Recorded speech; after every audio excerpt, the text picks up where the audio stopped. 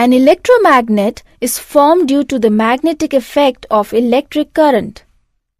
Electromagnets are used in a number of electrical appliances such as electric bells, electric motors, electric buzzers, etc.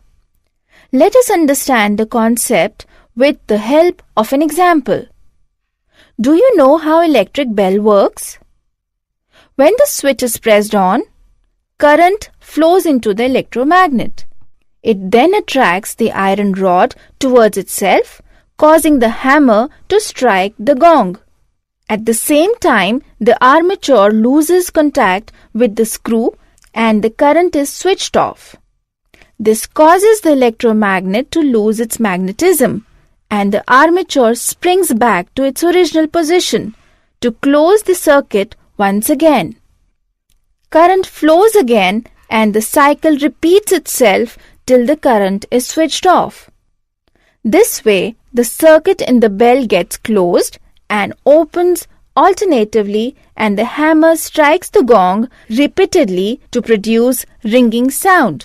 This is how an electric bell produces sound. An electromagnet is